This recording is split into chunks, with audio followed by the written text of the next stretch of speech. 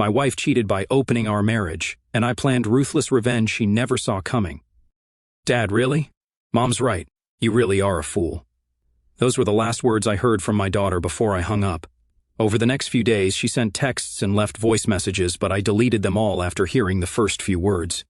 They echoed my ex-wife's sentiments. My daughter made her choice 10 years ago, and I see her attempts at reconciliation as insincere. I'm Tom Williams. I was married to Kayla Williams. We were together for 17 years until everything fell apart, and of course, I got the blame. Our divorce courts are biased against men, always siding with the ex-wife and giving her full custody, letting her paint me as the villain. The divorce laws in this country seem to be written by people who hate men. We had 2 kids, a 14-year-old son and a 16-year-old daughter. I thought everything was great. I loved my wife, and I believed she loved me. Our kids were smart, athletic, and well-behaved. Carly, our daughter, was a daddy's girl, and Josh, our son, was a friendly and athletic boy. I worked as a mechanical engineer, and Kayla was an accountant. We both kept fit and looked good. Carly idolized me and wanted to be an engineer like me. She got her driver's license on her 16th birthday and loved driving. She would help me in the garage from a young age, handing me tools while I worked on my car collection. We often went to car shows together, spending weekends immersed in our shared hobby. I was good at household chores, and Carly liked helping me. I taught her plumbing, electrical work, drywall, and painting. She even assisted with installing new appliances and laying a concrete slab. For most things, she came to me for advice and help, while she turned to her mom for girl issues. We were open and honest with each other, and she came to me when she was in trouble. Josh, on the other hand, wasn't into cars. He was a good student, excelling in English literature and social studies, and talked about becoming a lawyer. He was more attached to his mom than to me. A few weeks ago, Kayla started acting distant and occasionally zoned out. When I asked if everything was okay, she brushed me off. It was Friday night when I got home from work at 6 o'clock, and things felt off. There were no dinner smells, and Carly didn't greet me. I assumed the kids were out with friends. I put my briefcase in my office and went upstairs to change. In the bedroom, I found Kayla's black dress, lingerie, stockings, and heels laid out. It seemed we were going out, though she hadn't told me. She was in the bathroom applying makeup when I walked in. "Where are we going, honey?" I asked, taking off my shirt. "We're not going anywhere," she replied. "Then why are you wearing so much makeup and laying out a hot outfit?" "I'm not going anywhere with you. I'm going out." "Really? Where are you going, and where are the kids?" "The kids are spending the night with friends. I have a date, and I won't be back until morning." "A date? You're not coming back until morning?" "Exactly. If all goes well, I'll spend the night with him." "Are you insane? You can't expect me to put up with this. If you want to go out, wait until a divorce is final." "Stop being ridiculous. There won't be a divorce. I just need this one night to prove to myself that I'm still attractive. If you love me, you'll let me have this. If you loved me, you wouldn't even think about it." "I love you, but I need this. I'm getting older and need to feel attractive.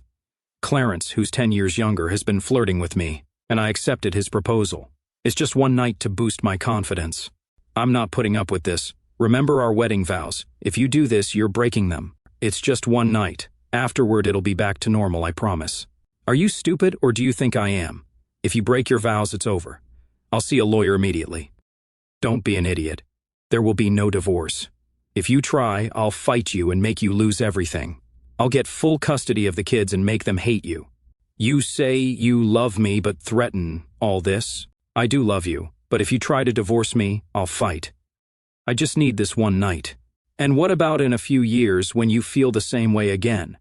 It won't happen again. It's just one night to satisfy my curiosity. Maybe I'll even learn something new to spice up our bed life. If you go through with this, our marriage is over. Cancel the date, and we can try marriage counseling.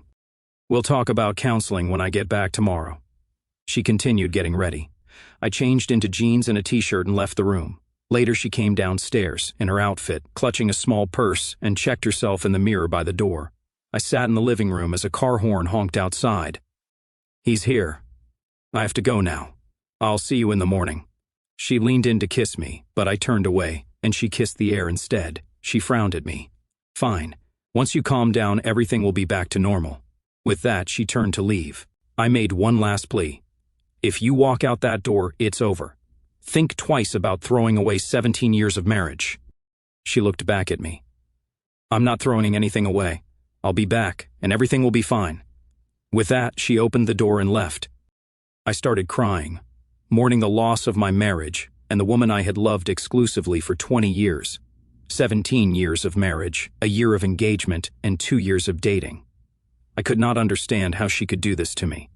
She never expressed any dissatisfaction. Our bed life was normal, and she never asked for more. I would have given her anything she wanted. We never fought, just had normal disagreements that we always resolved. I had already decided what to do if she left half an hour later, still waiting for her to come back. I finally got up and went to work. She didn't return, so I went upstairs to implement my plan. It wasn't great, but it was all I had. Our house had 4 bedrooms: the master bedroom, Carly's room, Josh's room, and a large guest bedroom with a private bathroom. I moved into the guest room. It took me 2 hours to move everything. I knew the divorce laws in our no-fault state favored the wife, meaning she'd likely get the house, the kids, alimony, and I'd be left with the bills. Settled in my new room, I went to our home office and logged into our online banking. Years ago, I opened an account in my name to buy gifts for her without ruining the surprise. Now, I decided to use it differently.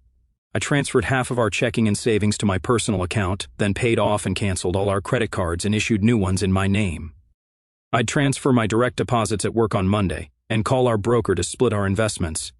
Having done what I could, I poured a glass of Jim Beam and went to bed. It was a rough night. The bed felt empty without her, and my mind wouldn't stop racing. I kept thinking about what I could have done differently. Should I have tried to stop her, confronted the guy with a baseball bat or a weapon? Was it worth going to jail? I barely slept, dozing off now and then. When morning light came through the window, I got up, took a shower, shaved, and dressed.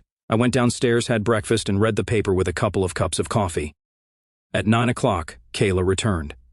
I was in my office looking at apartments for rent. I had already researched attorneys and scheduled an appointment for Monday afternoon. "Good morning, sweetheart. I'm home, as promised," she said cheerfully as she entered. I ignored her. My anger had been building all night and morning. I realized I didn't deserve her disrespect, and there was nothing I could have done to stop her. It was her choice entirely. People say you can't stop loving someone suddenly, but you can turn that love into hate. Hate still has emotion. Indifference is the true opposite of love. By this morning, my love for her had turned to hate. I focused on her lack of respect, her threats, and her disregard for my feelings. "Honey, where are you?" "I'm home, just like I said," she called, searching for me. "There you are," she said, finding me in my office. "I'm back, and things can go back to normal." She reached out to hug and kiss me. I shoved her back. "Keep your filthy lips off me. God only knows what you've touched." Her eyes widened in shock. I'd never spoken to her like that before. "You need to go to the clinic and get a full set of STD tests. I want to see a notarized clean report." Her expression changed from shock to anger. "I'm going to our room to nap. I've had a long night. I hope you've calmed down and will apologize for your rudeness." I couldn't help but smile, anticipating her reaction. "What the hell did you do?" she yelled from upstairs. "Where are your clothes and toiletries?" She barged back into my office. "My things are exactly where they should be. Your closet and drawers are empty. Your side of the dresser is empty. Everything is in its place. My clothes are neatly in my new bedroom closet and dresser in my bedroom. Yes, I moved out of your bedroom. I'll live in my new room until I find an apartment and move out. I decided not to mention the finances yet. Let her figure it out." Her eyes narrowed. "We'll discuss this later. I'll give you a week to recover. Then I'll put everything back to normal." "Not until I get a notarized report that you're free of all diseases," I said, turning back to the computer. I stayed in my office most of the day. The kids came home early. I wondered how long it would take them to notice something was wrong. I found some promising apartments, filled out forms, and scheduled viewings for Tuesday. I printed out our financial statements for my lawyer on Monday. Although I had no illusions about selling the house, knowing its value might help, I spent the rest of the day researching divorce laws in our state. I knew I'd get screwed over but needed to understand how badly. "Daddy, dinner's ready," Carly said, peeking through the door. "Okay, sweetie, thank you."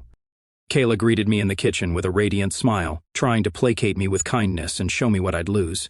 She dressed up, did her hair, and spent a lot of time cooking my favorite meal. She offered me a glass of wine and leaned in for a kiss. I pulled away, seeing the pain in her eyes. I poured the wine down the sink, grabbed a tumbler, filled it with ice, and poured some Jim Beam. The kids noticed this as I joined them at the table, ignoring Kayla. Dinner was tense. I kept the kids talking, but it was clear we were in trouble. I didn't eat, just passed the dishes around and sipped my drink. "Dad, aren't you going to eat?" Josh finally asked. No, not hungry, I replied. After the most awkward dinner ever, I refilled my glass and went back to my office. I didn't help clear the table. Half an hour later, I shut down my computer, grabbed my truck keys, and left for a quiet restaurant dinner. Afterward, I had a few drinks at a bar. When I got home late, I made enough noise closing my room door so Kayla could hear. I locked it and wedged a chair under the handle. She tried to get me to open it for about 5 minutes before giving up. The next morning, I got up early, deciding it was a soccer day. There were 3 games and I planned to watch them all. There were chores to do, but I ignored them. I wouldn't be living here much longer, so Kayla could handle it. After almost finishing my coffee, I started making an omelet. I was just finishing when Carly walked into the kitchen. Hi, sweetie. Want an omelet? I asked. Sure, Dad, thanks. She took her juice and sat at the table. Josh came in a few minutes later, and I told him I'd make his omelet next. Carly ate while I cooked Josh's. When I heard Kayla in the hallway, I poured the last cup of coffee and turned off the kettle. She walked in, took a cup from the cupboard, and saw the empty pot. You couldn't leave me a cup? She asked. The pot's right there. You know how to make it. Never mind. So, you're making scrambled eggs? Made them. Feel free to make your own, I replied, handing Josh his plate. Then I walked out of the kitchen. Near noon, I was in the living room watching the game. Kayla brought a plate of food and a beer, setting them on the coffee table. I brought you lunch and a beer so you won't miss any of the game, she said cheerfully. Without looking at her, I kicked the plate and bottle onto the floor. She stood in shock. During a commercial, I went to the kitchen for a beer. Yes, it was a waste, but I wasn't drinking anything she brought me. I didn't clean up, she brought it, she could clean it. We need to discuss this, Kayla began. Shut up. The game is on, I replied. You need to fix your attitude. The kids have noticed. They'll notice when I move out. You're not moving out, and there won't be a divorce, she insisted, walking away. Around noon, Carly and Josh came in together and sat facing me. Dad, what's going on with you and Mom? Carly asked. Your mom and I are getting a divorce. It has nothing to do with you. We both love you. It's just between us. But why? Josh asked. Because she did something I can't accept. Even after I told her how I felt, she did it anyway. She's not remorseful. You mean her date on Friday night? Carly asked. You know about that? I was surprised. Yeah, Mom told us. You weren't happy about it. So, you know she cheated on me? No, she didn't, Josh said. She told you about it, so it wasn't cheating. She didn't sneak around, and it was only once. Yes, Dad, Carly added. She said if you really loved her, you'd let her have that night and move on. Really? If she loved me, she wouldn't consider sleeping with anyone else. Come on, Dad, it was just once, and she promised not to do it again, Carly said. She made a vow to me 17 years ago in front of God and our families to forsake all others until death. If she can break that vow, how can I trust her private promises? But you vowed to be there for her in good times and bad, Josh said. That's right, but she broke her vow, releasing me from mine. We don't understand why you'd break up the family over one night, Carly said. Why am I being blamed for what she did? She's not leaving, she wants to move on. You're the one leaving and making a big deal out of it, Carly insisted. After that, things didn't improve. I tried explaining my position, but they wouldn't listen. Kayla had convinced the kids that Mom did what she needed to be happy, and Dad didn't love them enough to accommodate her. They believed my ego was tearing the family apart. They saw it as one night out of 20 years, insignificant compared to 7,305 nights together. When they realized I wouldn't accept their stance, they left, and I watched the rest of the game in peace. As dinner was being prepared, another favorite meal of mine, I ignored it and watched the postgame show. Josh came in and said dinner was ready. I grabbed my keys and headed out. Where are you going? Dinner's ready? Josh asked. I'm going to the sports bar to watch the game and eat there, I replied. But Mom fixed. I'll be back after the game. The sports bar had a good burger and seasoned fries. I had 1 beer per quarter, enough to drive the 5 minutes home. When I returned, everyone was in bed. The plate and bottle were gone from the coffee table, which made me smile. Monday morning, I left early and called my broker from the office to split our investments. I opened a new account and transferred half of our investments into it. Then I updated my HR records, removing Kayla from my retirement account and listing Carly and Josh as heirs. I also updated my direct deposit to my new account. I informed my boss about the divorce and needing time off. He was supportive. My lawyer confirmed custody would depend on the kids' preference, which didn't look promising based on our conversation. I spent Monday evening at the sports bar watching football and eating tacos. I ignored texts and calls from Kayla but told Carly where I was. She wasn't happy. When I got home, they all gave me dirty looks. I went to my office, and by the time I went to bed, everyone was asleep. Tuesday morning, I left early before anyone else was up. Work was fine, and I took the day off to look at apartments. I found a nice 2-bedroom place, put down a deposit, and planned to move in on Saturday. I bought a couch, table, and chairs from a thrift store to be delivered Saturday afternoon. I decided to take my current bed and home office items with me. When I got home, they were already eating dinner. They hadn't set a plate for me, which was fine since I wasn't planning to eat with them. I made a huge sandwich, grabbed chips and a beer, and headed to my office. "Dad, why are you being such an idiot?" Carly exclaimed, entering my office. "Your mother cheated on me, showed no respect, and threw it in my face. I made it clear what would happen if she did, and she did it anyway. You can't ruin our family over this. It was just sex, Carly. Imagine your future husband telling you he's going on a date with a younger woman and will spend the night with her. Would you be okay with that?" I wouldn't like it, but if it was only once and he promised to come back, I'd hope I loved him enough to get over it. If he told me first, it wouldn't seem like cheating. When you say your vows, imagine looking into your fiancé's eyes and telling him you're off to have fun with another man. I turned back to my work. Wednesday evening was an ambush.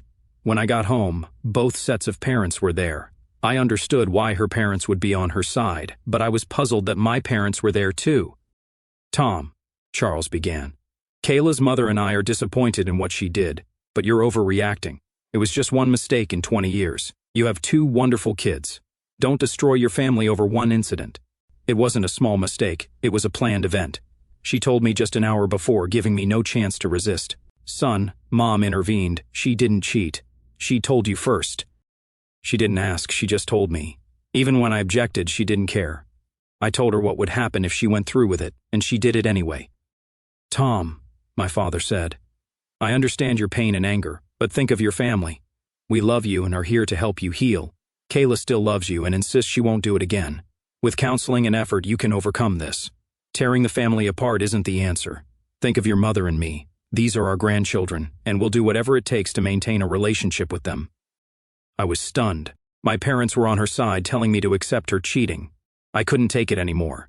I turned and walked to my bedroom, shutting the door in Kayla's face. 10 minutes later, I changed into jeans, a casual shirt, and boots. I walked through the living room and out the door without saying a word, ignoring their attempts to talk to me. I drove to the sports bar for dinner and a few beers. When I returned about 4 hours later, the house was quiet and dark. Thursday and Friday were the same. I ignored Kayla, and the kids were still mad at me. Kayla hadn't noticed the credit cards weren't working yet, but she would when she went shopping on Saturday. Friday night, I was in my office sorting through my things, deciding what to take the next day.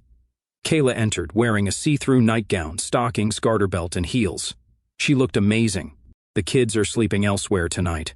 It's time to forget this nonsense and come to bed with me. I need you to take me back." "No, thank you. Besides, I haven't seen the clinic report confirming you're clean. Stop being ridiculous. I need you back in my bed. Your tantrums aren't helping. Now come on, I'm passionate and need sex. Not interested.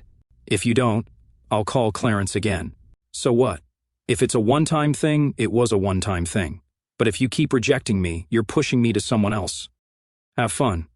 Let me know if you bring him here so I can leave." She stormed out, slamming the door behind her. I heard the front door slam and her tires screech as she drove off.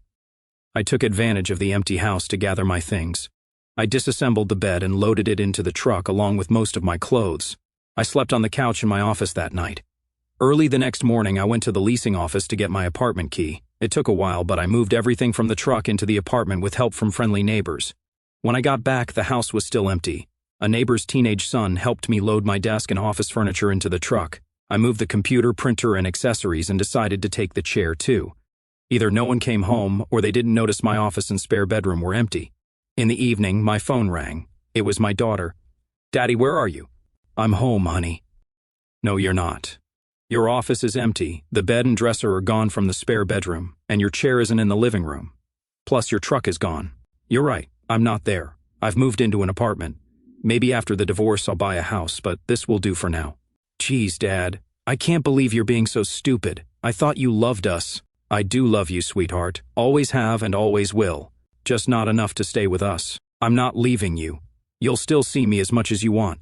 I'll still take care of you and your brother. You abandoned us and are destroying the family. Your mother is the one who destroyed the family. I told her what would happen if she went on that date, but she did it anyway. But she thought you loved her enough to get over it, and I thought she loved me enough not to do it. Okay, whatever." She hung up. The divorce was a nightmare. She fought it to the end. Counseling? She wanted me to pay. I refused. I argued she should pay if she needed it. That was one of the few arguments I won. The counselor didn't like me because I told him I was ordered to attend, but didn't have to participate. I endured all 12 sessions before he gave up. She fought over everything, even things she hated, just to make the divorce harder. She limited my time with the kids as much as possible. Eventually, the judge granted the divorce. I had to pay half the mortgage, child support of $2,000 a month, and $1,000 a month in spousal maintenance for 5 years unless she remarried. She moved Clarence in before the divorce was finalized. Half my paycheck went to her. I cashed out investments to buy a small house needing renovation. I got it cheap and moved in with my tools. The house had basic utilities and I worked on it in the evenings and weekends. Visitation was a disaster. Kayla did everything to prevent it. The kids were always busy or away on my weekends. They had activities or tests on Wednesdays. When I did see them, they treated me with hostility and blamed me for everything.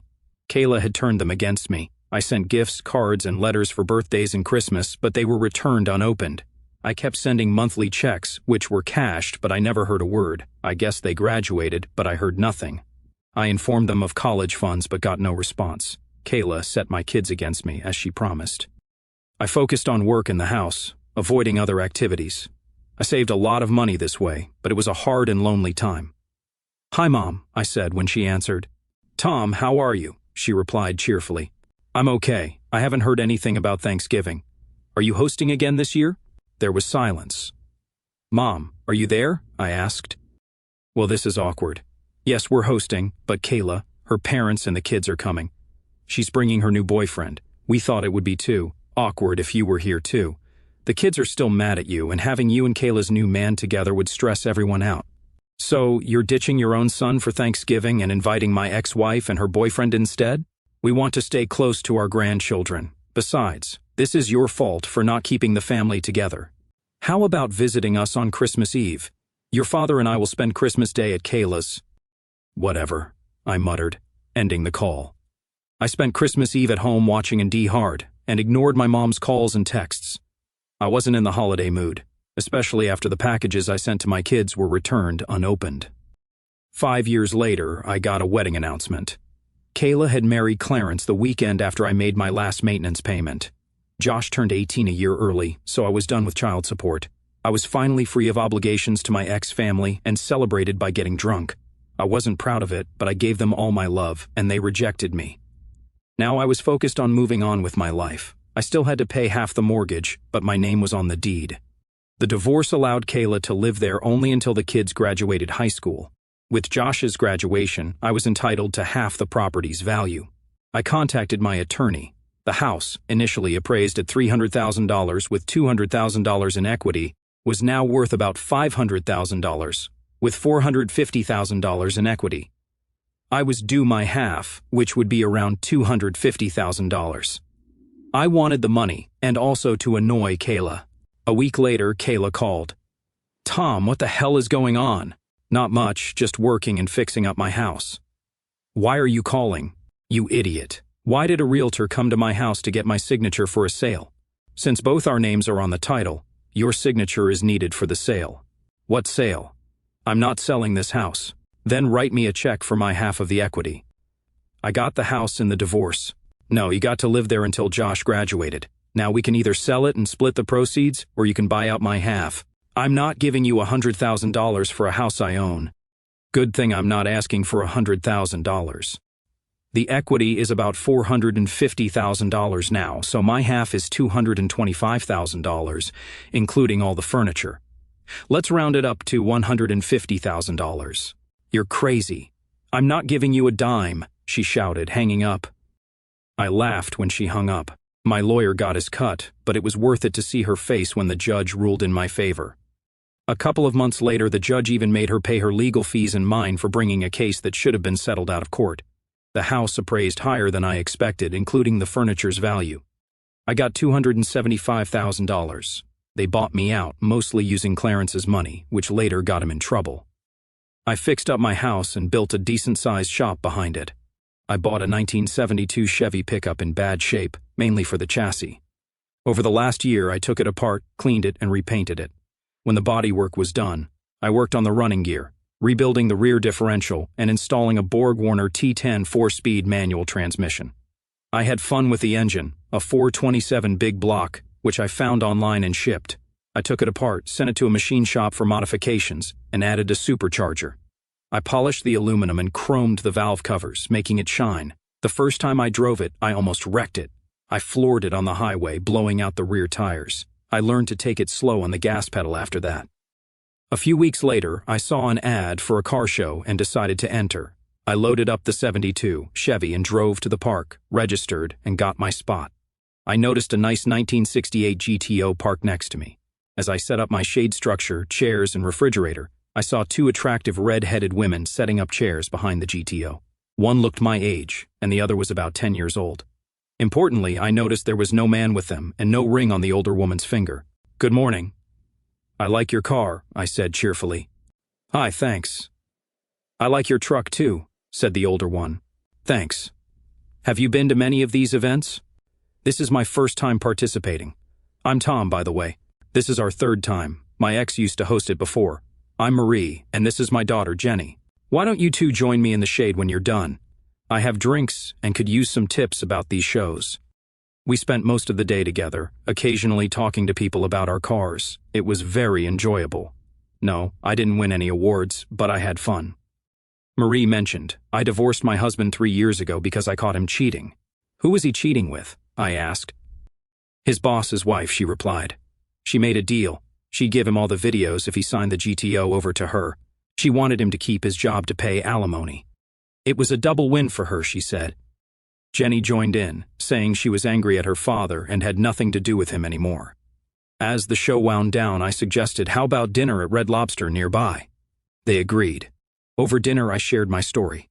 My kids sided with my wife and wanted nothing to do with me. Jenny was stunned. "She cheated, and they blame you?" "Yes, she turned them against me," I said. Marie put her hand on my shoulder. "I'm so sorry, Tom. You don't deserve this." "Thank you, Marie," I replied, changing the subject to something more pleasant. We talked and laughed for another hour, exchanged numbers, and agreed to meet again. As they left, Jenny smiled and gave me 2 thumbs up. The next weekend, I asked Marie out for dinner and dancing. She enthusiastically agreed. "I'd love that," she said. After our third date, I invited them to my house and cooked dinner. "I learned to cook after my divorce," I said, serving lasagna. They seemed to like it. "Your house is nice," Marie said, but I overheard her telling Jenny it needed a feminine touch. I wouldn't have argued. The following weekend, I visited them.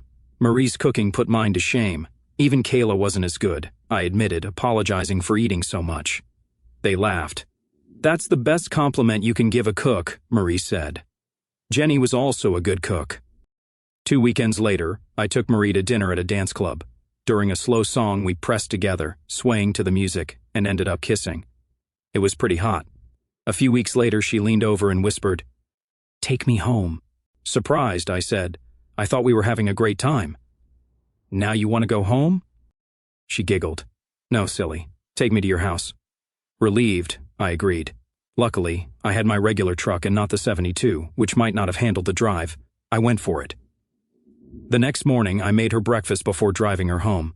I got another double thumbs up from the red-headed teenager in the window. I proposed, and she said yes. We had a simple ceremony in front of a judge, and they moved into my house. Jenny even started calling me Daddy. Life was wonderful despite occasional disagreements. Jenny and I had our differences too. She was a teenager, and I was the authority figure. Still, she respected me, and her mom loved me as much as I loved her. About a year later, I got an unexpected call from an unknown number. "Hello? Hi, Daddy," an excited voice said. "Carly?" I asked. "Yes, Daddy, it's me. I have great news," she said. "Really? It's great to hear from you."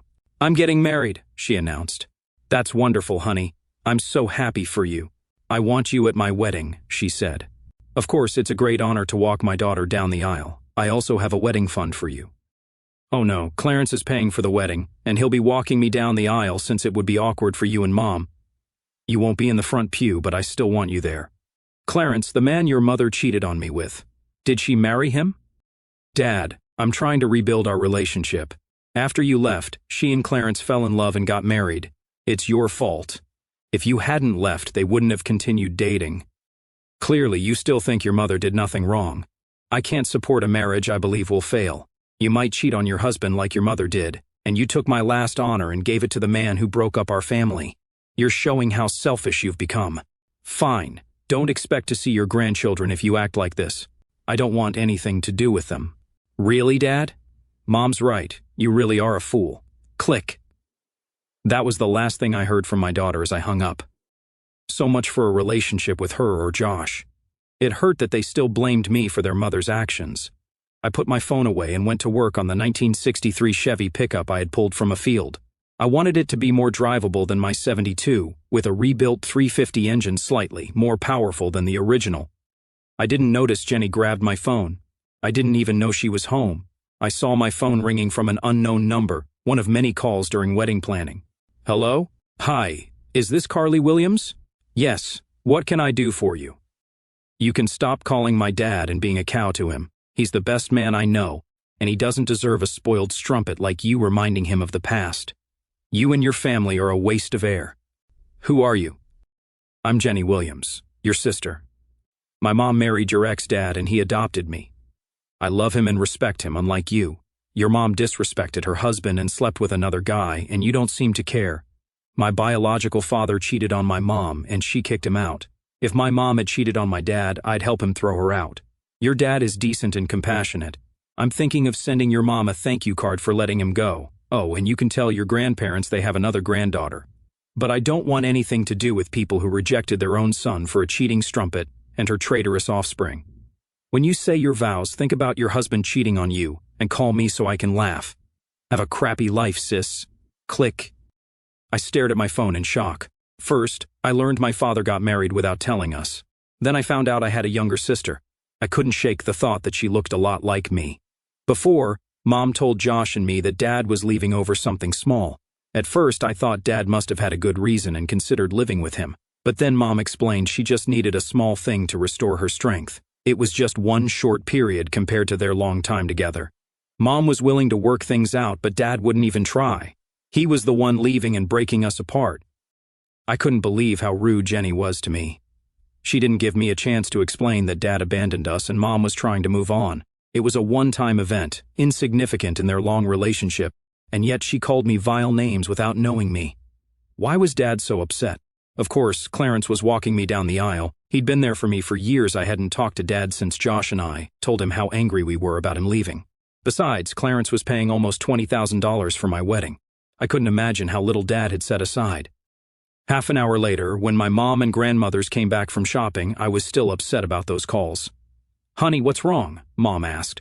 I told Dad about the wedding and invited him. I thought he'd want to be there and maybe we could rebuild our relationship. Oh, that's wonderful, exclaimed Grandma Williams. Is he coming? We haven't heard from him since he called about Thanksgiving years ago. I sighed. No, he got mad when I said Clarence would walk me down the aisle and that it would be awkward for him to sit with Mom and Clarence. That's too bad. I thought he'd gotten over his pig-headedness by now, Grandma said. Well, it gets worse. I found out I have a half-sister, I added. What? They all said in unison. Yes, a girl named Jenny Williams called after Dad hung up. Apparently, he married her mom and adopted her. She wasn't nice on the phone. The nicest thing she said was thanking my mom for being stupid, or she wouldn't have such a great dad. I recounted both phone calls to them. They were shocked by the anger from Dad and Jenny. Tom got married and we weren't invited? He didn't even tell us, Grandma whispered. I have another granddaughter. My wedding day finally arrived. I thought briefly about my father and felt sad he wouldn't be there, but it was my happy day. I was marrying the man I loved. Clarence took my hand, and we walked down the aisle to the wedding march. I was beyond happy, surrounded by friends and family. Josh was one of Bobby's groomsmen. Tears of joy filled my eyes.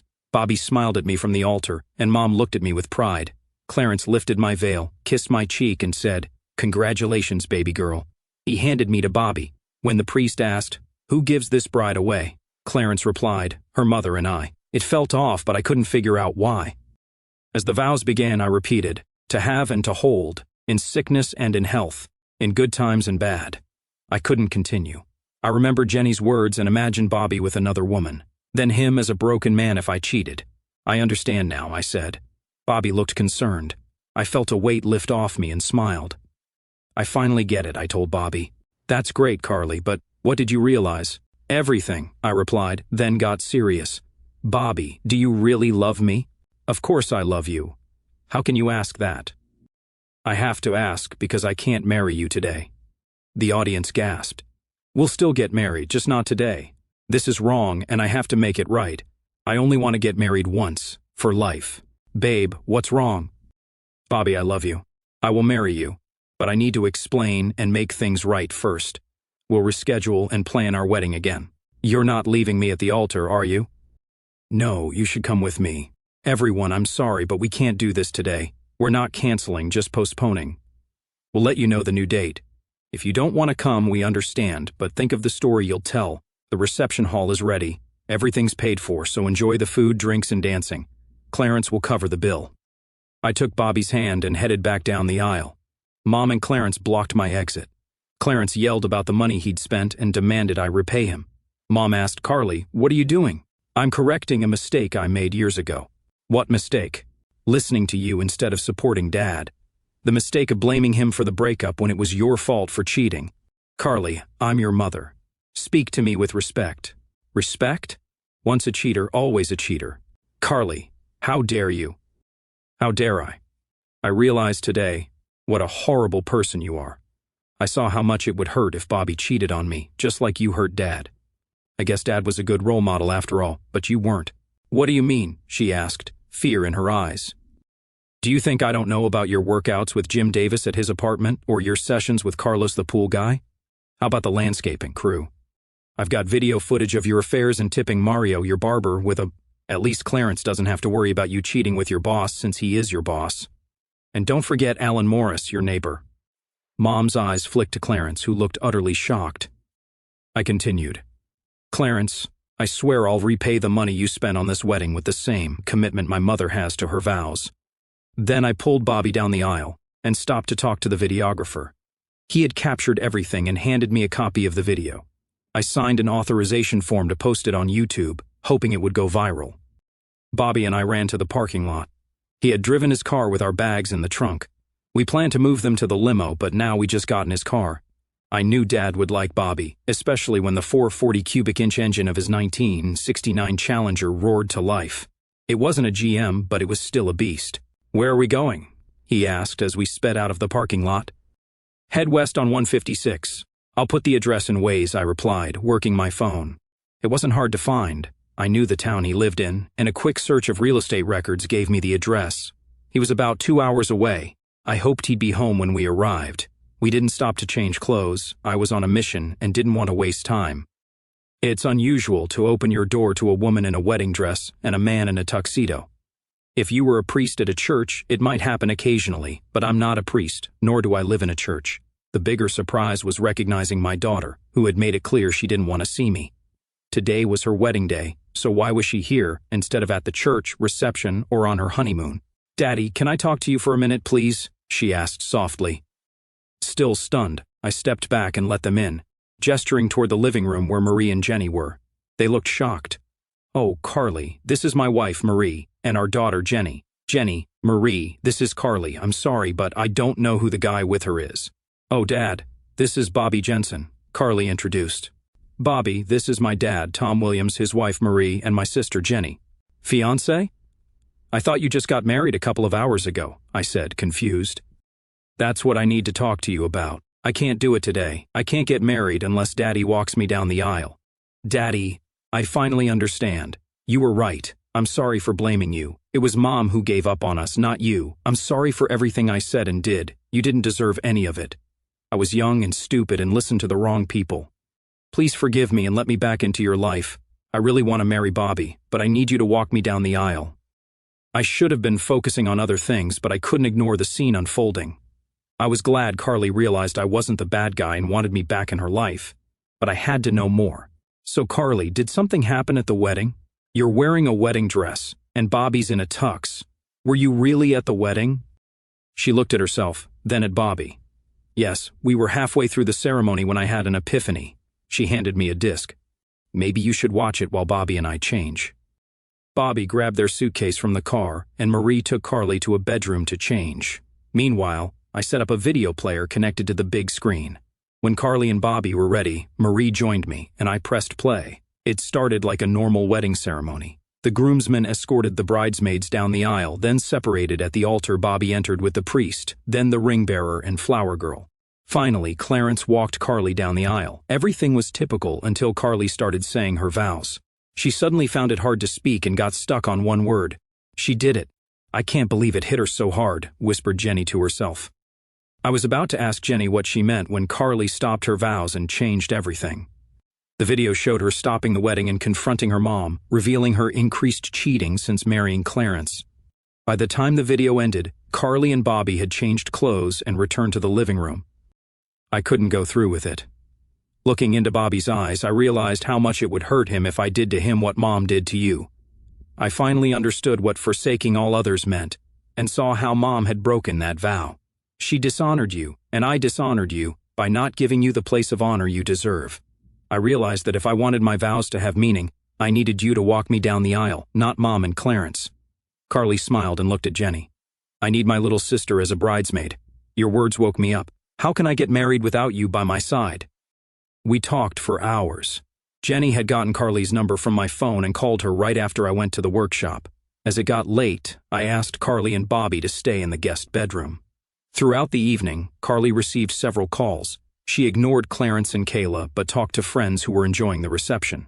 Clarence couldn't cancel the reception, so he showed up to find people taking advantage of the open bar and food. Josh sent Carly a video of Clarence and Kayla arguing, with Clarence yelling cheating strumpet frequently. Their relationship seemed to be ending too. Josh canceled his reservations but paid a penalty. Carly and Bobby stayed with us all week, since they had already taken time off for their honeymoon. I reconnected with Carly and got to know Bobby better. Though he initially believed the lies told by my ex-wife and kids, he warmed up to me after learning the truth. Showing him my shop and projects helped, as we both appreciated each other's cars. By midweek, a new wedding date was set for the same venue a year later. This time, I would walk Carly down the aisle and pay for the wedding with Marie and Jenny helping out. Carly and Bobby updated the wedding party, excluding Kayla and Clarence. Over the next few months, Carly and I rebuilt our relationship. Bobby and I bonded over car shows, and Jenny joined in with her '74 Firebird. Carly and Bobby visited us regularly, and even Josh came by a few times, though it was harder with Josh due to his closeness to his mother. We rebuilt some of our relationship partly for Carly's sake. He also brought news from home. By the way, things between Kayla and Clarence fell apart. Clarence moved out and filed for divorce due to irreconcilable differences, not infidelity, so the harsh penalties of their prenup didn't apply. He aimed for a quick and easy split. Fortunately for Clarence, the prenup stated that all his premarital property was exempt from division. Kayla would get half of the property acquired during the marriage, which wasn't much, mainly the house and about $50,000. Clarence tried to claim part of the house but had no proof. Although he used his money to buy out my share after the divorce, he couldn't prove it. He took a business loan for his company to get the money but didn't document the expenses. Since Kayla owned the house before they married and never put Clarence's name on the title, she refused to discuss it. Clarence ended up paying off the loan without getting any return. By the time he realized this, it was too late to file an infidelity complaint. Rumors of Kayla's infidelity spread, damaging her reputation. Friends distanced themselves, and invitations dried up. Her financial situation worsened without Clarence's support. Clarence learned an expensive lesson. He lost hundreds of thousands buying out my half of the house, another $28,000 on the wedding, and had to pay Kayla $50,000 in the divorce. He also faced humiliation. Kayla told everyone he had a small member and didn't know how to use it. She spread gossip that he refused to perform oral sex on her. This destroyed his social life, turning him into a recluse. "Ready, Daddy?" my oldest daughter asked. "No father is ever ready to let his daughters go, but I'm honored to do it for you," I replied. The doors opened, music filled the church, and I proudly walked my daughter down the aisle. I glanced at the fourth row, where my ex-wife sat, and then at the front row, where my wife Marie sat. After giving my daughter away, I whispered, "Love you, baby," kissed her on the cheek and handed her to Bobby. I joined Marie in the front row. Carly practically shouted, "To have and to hold, in sickness and in health, in good times and bad," with a bright smile. She finished her vows. The ceremony was beautiful, and the applause was loud when they kissed. At the reception, I noticed Kayla sitting off to the side, unhappy and drinking from the open bar. Clarence wasn't invited. My duties were done. I walked my daughter down the aisle, gave a toast, danced the father-daughter dance, and then danced with my wife. I sat next to Marie and watched my youngest daughter dance with one of the many guys vying for her attention. "May I ask your husband for this dance?" I heard a familiar voice ask my wife. Marie and I turned to face my ex-wife. Marie stared for a moment before responding. "Just return him to where you found him." She looked at me. "I trust you, but not her." I led Kayla to the floor as a slow song started playing. I kept my distance and tried not to pull her close. After a bit, she spoke. "You were supposed to give me that one night. We were supposed to forget about it and move on. Tonight should have been just us. You shouldn't have left that night. You should have known I wouldn't accept you cheating on me, no matter how many times you did it. I didn't cheat. I told you before I did it. I didn't sneak around. Whether you told me or not is irrelevant. The fact is, you had sex with someone else. Besides, I told you not to do it, but you did it anyway. I never wanted this. I just wanted one night, and then we could be together forever. You know you're the only man I've ever loved. I never loved him. The sex wasn't even that great. Then why did you marry him? Because you divorced me. I didn't love him, but I didn't want to be alone. I thought I could love him, but I couldn't get over you. I did those nasty things because I was angry you left. I still loved you, but you wouldn't talk to me after that night. I realized you were all I needed. So why did you cheat on him? Because he was terrible in bed. He wouldn't take advice, wouldn't go down on me, and I stopped giving him. When I couldn't take it anymore, I found other guys who could satisfy me. I didn't know Carly knew. I never thought she'd leave me like that. I feel sorry for you. We had a great marriage, but you ruined it for one night of mediocre sex. I don't think there's any chance. I laughed. Even if I wasn't married now, you destroyed any possibility of us getting back together by turning our kids against me. I'm happily married now with another daughter I love. The best I can offer is being civil at events with our children and grandchildren. Thankfully, the song ended. I didn't speak to her again that evening.